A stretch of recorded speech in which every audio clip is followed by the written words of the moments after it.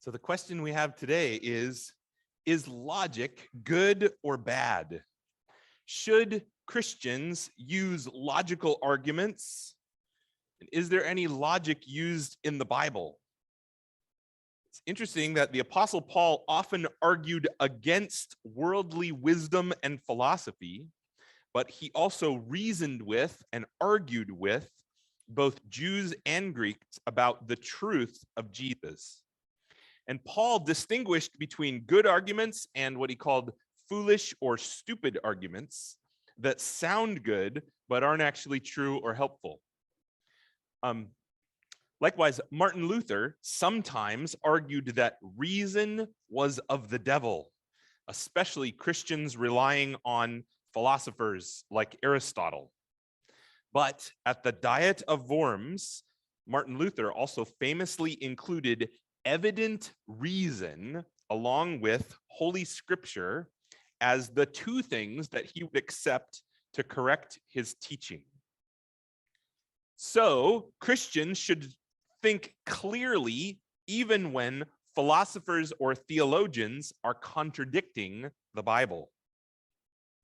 C.S. Lewis said that you don't have to be smart or well-educated to be a Christian, but he also said we shouldn't try to make being a simpleton into a Christian virtue, but strive to love God with our minds, as Jesus said in Matthew 22. If we try to use logic to prove that logic isn't valid, then we abolish our ability to reason. Now, it's not a contradiction to see human logic as helpful in some ways, but unhelpful in other ways. That follows the law of non-contradiction, which makes all logic possible. You ever heard the law of non-contradiction? It's that if A equals A, then A can't equal not A at the same time and in the same relationship. In other words, something can't be both true and false at the same time. So Christians can say logic is good sometimes or in some ways when it's used to find the truth, but logic is bad at other times or in other ways when it's used to suppress the truth. And just because Christians argue against mixing worldly reason or philosophy into Christianity, that doesn't mean that Christians use a different kind of logic or reasoning than anyone else does. Have you ever heard of Aristotelian logic? John Piper argues that Jesus specifically used this Greek form of Aristotelian logic in Matthew 16, where we're going to read today. Now, in order for us to tell if this is true, we would have to know what Aristotelian logic is, and then we'd have to check for it in Matthew chapter 16. So here's how Aristotelian logic works. It consists of a major premise, a minor premise, and a conclusion. And I've studied logic in philosophy, math, and computer programming, and it's similar in all three. I had a conversation about this after church last Sunday, and I didn't realize I would be returning to this so specifically in this sermon, but this logic notation works in, you can describe logic in a way that even a computer or a math program can understand it. Formal logic is written this way, with a major premise. And if the major premise of an argument is true, and the minor premise of an argument is a valid example of that major premise, then the conclusion of the argument is true. Now, arguments can get really complex. You can have compound major premises, you can have multiple minor premises, and you can come to multiple conclusions. But to keep this simple, if you just have one major premise, one minor premise, and one conclusion, then you can use the conclusion of the last argument to form the major premise of another argument. You ever seen a math problem that's just too complicated? You got to put it in parentheses and solve it separately. Arguments should be done that way too, where we talk about one thing at a time, settle that one issue, and then move on logically from there. Now, a well-constructed argument can only be true or false, not both. Which brings us to bad logic. A teacher once wrote on a student's essay when they turned it in, "This isn't right. It isn't even wrong."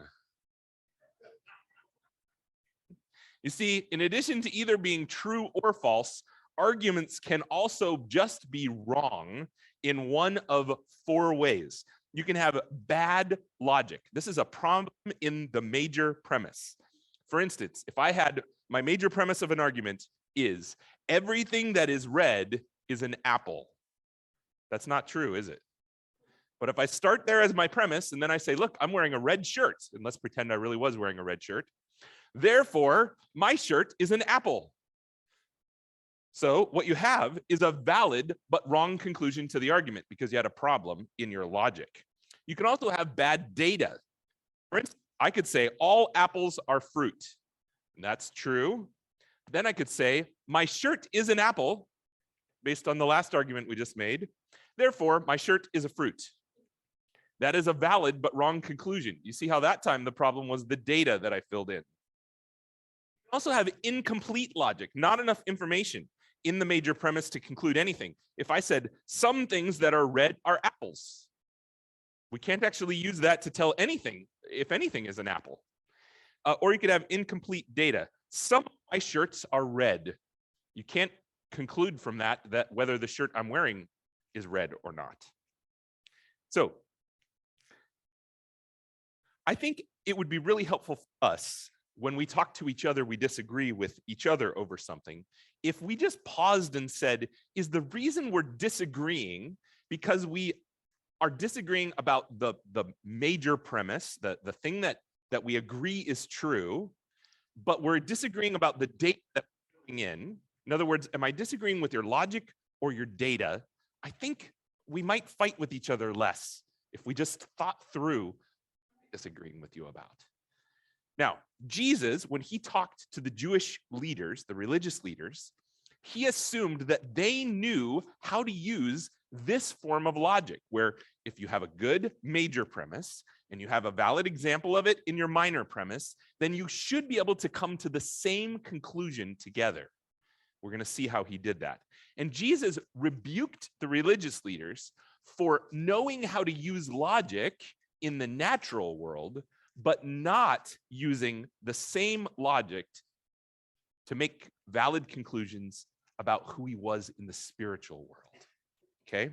So let's see how Jesus' argument with the religious leaders here in Matthew 15 follows the rules of logic established by the Greek philosopher Aristotle in 300 BC. Even though everyone in this conversation is Jewish, they are using a Greek form of logic. Okay? The Pharisees and Sadducees came to Jesus and they tested him by asking him to show them a sign from heaven. And Jesus replied, "When evening comes, you say, it will be fair weather, for the sky is red. And in the morning, today it will be stormy, for the sky is red and overcast. You know how to interpret the appearance of the sky, but you cannot interpret the signs of the times. A wicked and adulterous generation looks for a miraculous sign, but none will be given it except for the sign of Jonah." Jesus left them and went away. So here is an outline of the Aristotelian logic in Jesus' argument to the religious leaders. The major premise is, if the sky is red in the evening, then there will be good weather tomorrow. Then you fill in the minor premise with, yep, the sky is red this evening, and you conclude, then I know that the weather will be good tomorrow. Another example of that is, if the sky is red in the morning, there will be bad weather today. Fill in the minor premise, yep, the sky is red this morning, therefore the weather will be bad today. Jesus is saying, you guys know how to use this kind of logic for weather predictions. Jesus extends the argument this way. He says, if you can use logic for weather forecasting, then you should be able to use logic for theology. Minor premise he fills in, you can use Aristotelian logic to predict the weather based on the signs of the sky. Therefore, we can conclude you should be able to reason from Jesus' signs and miracles that he's the Christ. You see that? He's telling them, you guys know how to use logic, so use it. Let's go back to what the scripture says here. The Pharisees and Sadducees are two of the three groups that formed the Sanhedrin, the Jewish high court. The last one is the elders. The Pharisees and Sadducees are these groups working together to kill Jesus. It's going to say at the end of Matthew 6. This is the Jewish religious leaders, both the conservatives and the liberals on the court. The Pharisees' name means the separatists. They're the holy ones, the conservatives on the court. The Sadducees are the Zadokites. What Sadducees means. They're priests, they're liberals on the court. The Pharisees tend to add to the Bible, as we saw in Matthew 15, while the Sadducees subtracted from it. They denied that miracles were true. You see, they didn't agree on very much, but they were united in rejecting Jesus. And they tested Jesus. That's the same thing that it says that the devil did. The devil tested Jesus in the wilderness. This is also what the Israelites did when they tested God in the wilderness after God had already performed other signs. And the religious leaders had already come to Jesus in Matthew 12 to ask for an additional sign after Jesus had spent the last 2 chapters performing back-to-back signs. And what they ask for is a sign from heaven. This probably means a sign from God, because the Jews didn't like to say God's name. And what they ask for is a miraculous sign, or other Bible translations just have the word sign. Guess what? The word miraculous is not found in the Greek. It's added to help us understand what kind of a sign they're talking about. But all miracles are signs pointing to Jesus coming from heaven. God did signs throughout the Old Testament to prove that he was talking through a prophet. You remember when Moses, God told Moses, go talk to Pharaoh, and Moses said, how are they going to believe that it was me? And God said, well, you can do this stick thing where you throw the stick down and it turns into a snake. You can put your hand in your coat, it'll turn into leprosy. You can turn water into blood. And then all of the plagues turned into signs. And at the end, no one could credibly say, I don't know whether anything weird is going on here. That happened a lot throughout the Bible. Now, there's also signs promised in the Old Testament that we'll be able to use to identify the Messiah when he comes, including his miracles, being born of a virgin, all of these things that build up to form this picture of you'll know when the Messiah comes that something different is going on. Now, sometimes signs are literally in the heaven. Do you remember the rainbow that God put in the sky? Do you remember that God brought storms in the plagues, and at other times God made the sun stand still? All of those things, sometimes there was literally signs in the sky. Other times there were signs in visions in Joel and Daniel, and we think in the New Testament about the book of Revelation. Sometimes the heaven in which the signs are being declared is in a vision. But there's also signs that come from heaven. You remember that the manna came down from heaven. But that wasn't the only thing that came down from heaven. At other times, fire came down from heaven as God's judgment. Sometimes there were signs coming down from heaven. And likewise, the prediction is that the Son of Man will come on the clouds of heaven. Jesus is going to come from heaven also. And then Jesus turns the word signs and he says, you guys can't recognize the signs of the times. Think about that with end times stuff in Matthew 24, but it's also the signs that show that Jesus is there. Jesus came when God's timing had fully come. Galatians 4 talks about that. The religious leaders should have known the Old Testament well enough to recognize that Jesus had come from God. And then Jesus says, you guys can interpret the appearance of the sky. It's interesting. They asked for a sign in heaven, and Jesus said, let's talk about the physical heaven, the sky that you can see. you can tell what's going on. You can interpret the physical sky, the physical heaven. And this rule of thumb, red sky at night, sailors delight, red sky in the morning, sailors take warning, that doesn't always work. It's a good rule of thumb, but it works well enough that people today still use that to predict the weather. It's interesting that the Gospel of Mark, which was going outside of Israel to Gentiles, he skipped over this example because it looks like this example doesn't work as well when you don't live right next to the seashore. There's places geographically where this trick doesn't work as well. But even if their weather predictions don't work perfectly, their Messiah predicting ability was even worse. Okay? With as often as weathermen are wrong, telling the religious leaders that they were better at predicting the weather than they are at being theologians was actually quite an insult. You guys are right about as often as the weatherman is what Jesus is telling them. He called them a wicked and adulterous generation. This is the same thing as calling them a warped and crooked generation, which God did of the wilderness generation in Deuteronomy. Calling them adulterous is a common picture in the Old Testament of unfaithfulness to God. And then Jesus says, I will show you one more sign, the sign of Jonah. Remember what Jonah did? This is a picture of the prophet's own death and resurrection, followed by preaching to the Gentiles. Did you know that Jonah, while he was in the belly of the great fish, described it as being in Sheol, or the place of the dead? Jonah is a pretty clear picture of dying and rising again. And then again, the amazing part is coming to life and going to preach to the Gentiles.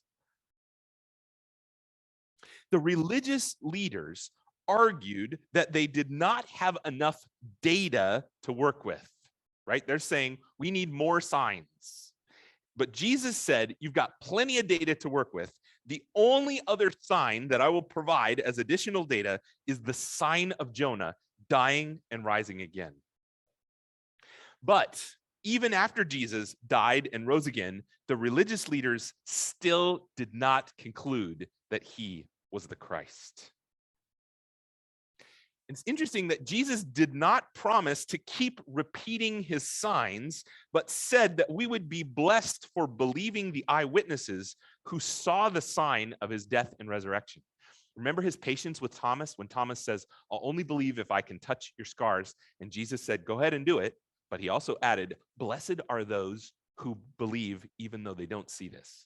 In other words, from now on, I'm not going to keep doing this every time someone says, I will only believe if X, Y, and Z sign happens. You get the answer that Jesus gave, which was the sign of Jonah.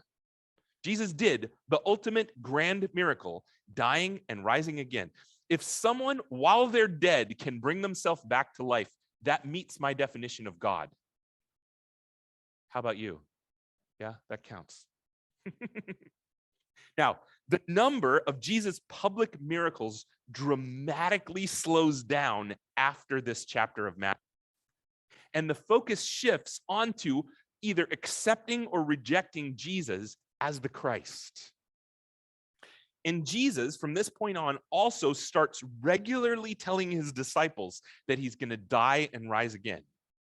In other words, all the miracles that have happened up till now are just the preview of the miracle he's about to do.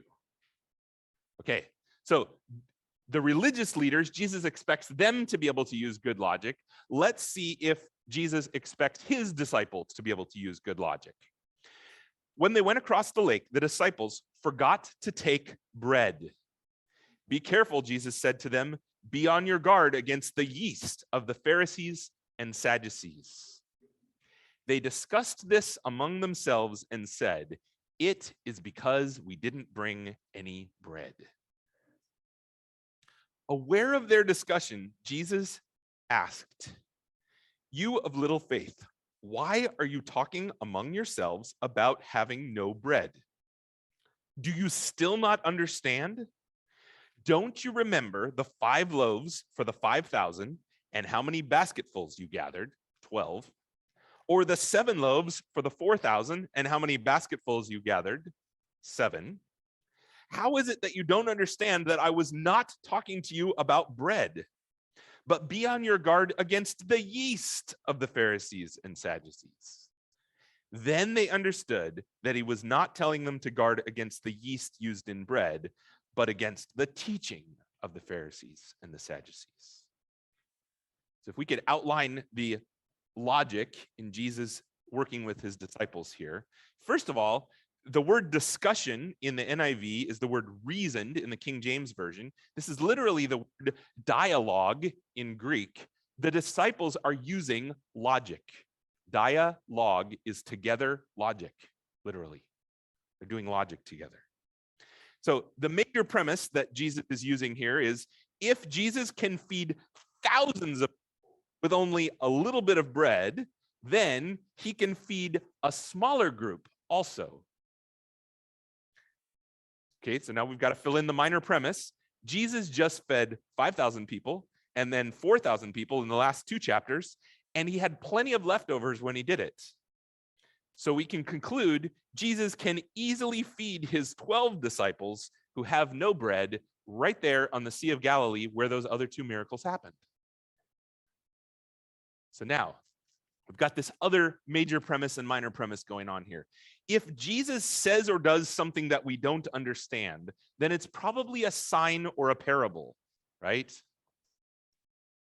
So now the minor premise we're filling in, Jesus said something miraculous about yeast, which he had already told a parable about in Matthew 13, or maybe he's referring to bread, which he just used figuratively in the last 2 conversations in Matthew 15.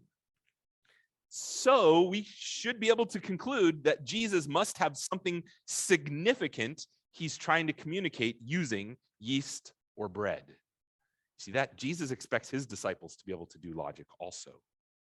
You can go back to the scripture passage there.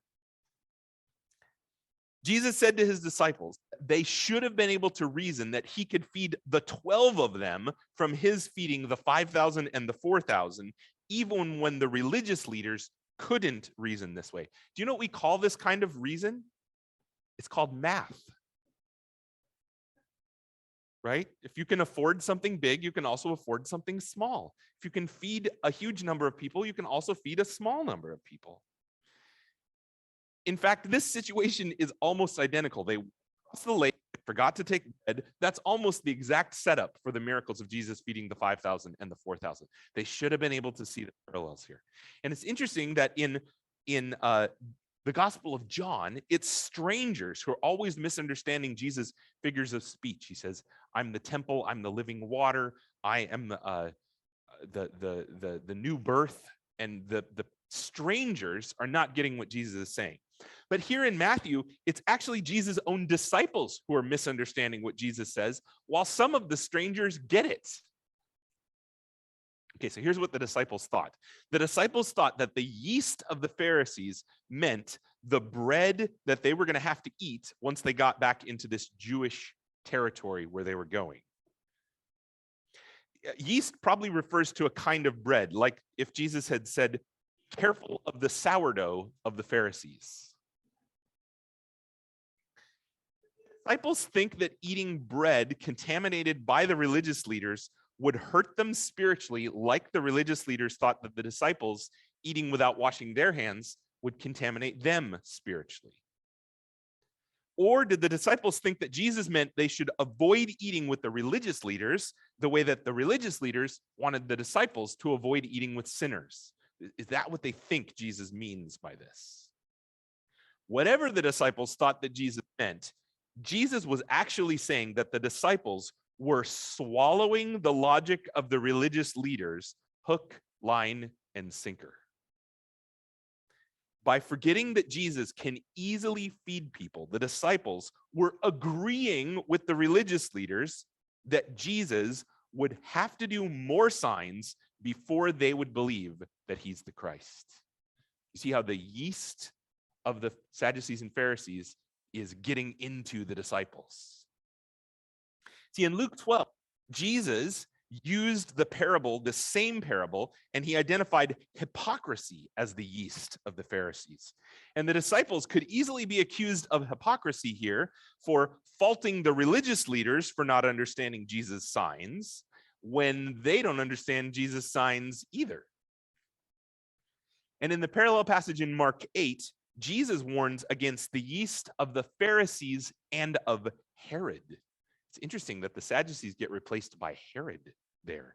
In Matthew 22, it looks like the Sadducees were also called Herodians because they were the puppet priests willingly working together with the Roman puppet government of King Herod. You see, Herod had also misinterpreted Jesus' signs, thinking that it meant that Jesus was John the Baptist come back to life in Matthew 14. See, the yeast of the Sadducees and Herod was skepticism and unbelief. And Jesus said that the disciples only had a little faith, which is only a little bit less faith than the religious leaders had. This is in contrast with the Canaanite woman from the last story who Jesus said had great faith. But we can see in this chapter, the disciples go from little faith that grows into saving faith. Next week, we'll see how Peter finally confesses Jesus as the Christ. Okay, here's what Jesus meant. Jesus meant that the yeast of the Pharisees and Sadducees is the teachings of the religious leaders. And Jesus was aware of their discussion. This is used throughout Matthew. Whenever Jesus knows more about a private conversation than is naturally possible, Matthew says Jesus was aware of it. Now, Jesus didn't directly explain the parable that he told, but he asked several rhetorical questions, and then he restated the parable, and the disciples got it. That's a good sign, right? So Jesus says, "Why are you talking amongst yourselves about having no bread?" See, even working together as a team, all of the disciples, none of them in the whole group, were able to understand what Jesus meant about the yeast. Right? They didn't have like one person who's saying, maybe he means they're teaching. Nope, they all agreed it meant bread. Jesus said, "Do you still not understand?" And then he says, "How do you still not understand?" This little faith that they had and the lack of understanding that they have are connected. And Jesus also says, "Don't you even remember the two signs of feeding these large crowds with just a little bit of bread?" See, remembering is also connected to understanding and believing. Right? God uses a process. How can you believe something you haven't heard? You could also say, how can you believe something you can't remember? It's good for us to memorize both summaries of the gospel like the Apostles' Creed as well as individual Bible verses so that we have something to believe. Something you can remember as you're falling asleep at night when you don't have the Bible open in front of you. Something you can remember at times when you are not somewhere where someone else will tell you what's true about God, but you can remember it. God can use by his Spirit his word that's already inside you to help you trust him. See, but they hadn't learned from these two signs that Jesus is the Christ who can be trusted to provide for them. See, if there was anywhere it was safe to not bring bread with, it was with Jesus. And Jesus then repeated the parable, but be on your guard against the yeast of the Pharisees and Sadducees. And I imagine he probably emphasized it just the way that I did. Come on, guys, the yeast of the Sadducees and the Pharisees. The yeast, when he said that, they finally understood that Jesus was talking about the teaching, not the yeast used in bread. Yeast is teaching, whether good or bad. It's a good analogy for a teaching because it's something that's small, but it has a big influence. And because yeast was left out of bread at Passover, and yeast was left out of grain offerings that were sacrificed to God, yeast became a symbol of sin, which starts out small, but has a big negative influence on us. It's used that way in 1 Corinthians 5. But also like yeast, Jesus' ministry also started out small, but had a big influence on the whole world, which is how Jesus used yeast in an object lesson in Matthew 13. And what we're talking about is teaching in the NIV. The King James Version says doctrine. It's the same word. Before the Protestant Reformation, others, like Erasmus, had attacked the immorality of the church of his day. But Luther realized that the problem was deeper than their actions. Their doctrine or teaching was the problem. You see, if we teach doctrines made up by men, which is what Jesus said the Pharisees were doing in Matthew 15, then the fruit that comes out in our actions is going to be bad too. You could outline Aristotelian logic in this argument that Jesus is making also. It says, if you follow the teachings of the religious leaders, meaning their denial of Jesus as the Christ, the King, in spite of all these signs he's done, if you follow that teaching of the religious leaders, then you will grow into missing out on God's kingdom altogether. That's what that yeast grows into. The disciples aren't remembering or understanding the significance of Jesus feeding the crowds, but are using this same bad logic about Jesus as the religious leaders are. Therefore, the little bit of faith that the disciples have is putting them at risk of missing out on Jesus as the King of God's kingdom, just like the religious leaders. And don't worry, the rest of this story in Matthew 16 means that they didn't miss out. But at this point, they're in danger of that. Okay, so here's the conclusion. Jesus wants us to think clearly, especially about the signs that point to who Jesus is as the Christ. You see, there's lessons that the disciples learned from the signs of Jesus feeding the crowds. The signs show that Jesus is the new Moses who fed his people and can deliver us from slavery to sin. The parallels to Moses should have come out through his signs. And practically speaking, that meant the disciples shouldn't have worried so much about their daily bread. Do we worry about our financial situations and about whether we're going to be able to eat and survive? Israel drank miraculous water, miraculous food, and went straight back to complaining when they were in the wilderness. Do we do that? We eat the amount of food God's given us today, we drink what God has given us to drink today, and we go straight back to complaining. You see, both Moses' generation and Jesus' generation were called wicked and adulterous, or warped and crooked, because they didn't trust God even after they had seen so many signs. See, these miracles that Jesus was doing, or that Moses were doing, they weren't just practical, they were designed to help God's people to trust in God's salvation. And these signs show that Jesus is the Christ, not just another religious leader. And again, Peter is going to finally confess Jesus as the Christ after these two feeding miracles is outlined in Mark and Luke, that leads directly to Peter getting who Jesus is as the Christ. In the Gospel of John, after Jesus feeds the 5,000, Jesus also says he is the bread of heaven given for us.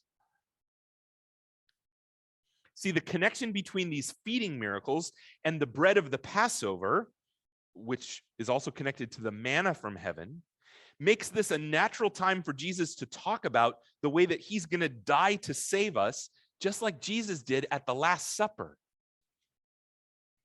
Jesus isn't just giving us the bread, Jesus is the bread. Jesus didn't just miraculously provide bread to eat. Jesus gave us his own life as our spiritual food. He died to save us. And the signs also show that Jesus is the Savior, not just for Israel, but for the whole world. Remember that Jesus repeated this feeding miracle first for 5,000 Jews and then for 4,000 Gentiles immediately after it. And they had plenty of leftovers for others both times. Jesus came to save people from all over the whole world. And Jesus has plenty of salvation left for you. Jesus didn't just come to die to save other people. Jesus came to save you. Believing that is the difference between believing in Jesus and believing about Jesus. Jesus died for you. Now, there's lessons we can learn here about thinking logically also. Jesus expected the religious leaders and his disciples to be able to use logic to understand that he is the Christ based on the signs that he had performed. Matthew is telling us, his readers, that Jesus' words apply to us too. Failing to think clearly about Jesus isn't just silly, it's also a sin. Sin includes not only bad actions, but bad thinking. And this inability to logically deduce that Jesus is the Christ from the signs is spiritual blindness. Jesus just told the Pharisees, or his disciples, in Matthew 15, that the Pharisees were like blind guides leading blind people around, and everybody who follows them is going to fall into the same pits that they fall into. And when Peter finally confesses Jesus as the Christ, next week in the other half of Matthew 16, Jesus tells Peter that God the Father is the one who reveals this truth to Peter. You see, bad logic is a sin, but it's a sin that Jesus came to forgive. Jesus came to heal spiritual blindness. And the next time the sin of bad logic is committed against you, remember how much bad logic you have been forgiven. You ever had the sin of bad logic committed against you? Have you committed the sin of bad logic against someone else? Has that happened in the last 24 hours? Probably will happen again in the next 24 hours. Remember that in Jesus, you are forgiven of all your sin, even the sin of bad logic. That's a reason we need to be ready to forgive others also. Okay, here's some lessons we can learn about signs. All of Jesus' miracles are signs designed to point us to who Jesus is as the Christ. And Jesus did enough miracles while he was on earth that we are without excuse, even if we never see anything else miraculous happen in our lifetimes. We don't need to demand more signs before we will believe that Jesus is the Christ. All of Jesus' other signs pale in comparison to the grand miracle of Jesus' death and resurrection. And the request for a sign is always answered in Scripture by pointing to the cross. Jesus did that in Matthew 12, Matthew 16, and in 1 Corinthians 1, when Paul says the way that people look for signs and reasons, I always point them to the cross. That's the ultimate thing that Jesus did, that is the reason we believe in him. Now, it's interesting that the same sign that most clearly shows that Jesus is the Christ is also the sign that saves us. You see, if sin leads to death, and it does, and Jesus beat death by dying and rising again, which he has, then Jesus can forgive our sin and save us from death. Dying and rising again not only proves that Jesus is God, it proves that he can save us from our sin and our death. You see, in Jesus' death and resurrection, our sin, your sin, my sin, and our death. In Jesus' death and resurrection, both our sin and our death, and not only our death, but our unbelief are all defeated together. Our sin, our death, and our unbelief are all defeated by Jesus dying for us on the cross and rising again. I can't emphasize this enough. This logic that Jesus is arguing, Jesus says, you guys can do logic with your minds. You should be all of this. But Jesus is here to make this argument, to put this argument in front of us, and to say to us, by dying and rising again, all of your sin and death is taken by me, and any bad thinking you have about this also dies here. Your blindness is removed. You can see the truth of this. God reveals who Jesus is through his death and resurrection, and through people putting this in front of you. You have blind spiritual eyes unless God opens them. Here's the message that opens your eyes. Jesus died and rose to take away your sin. Believe it.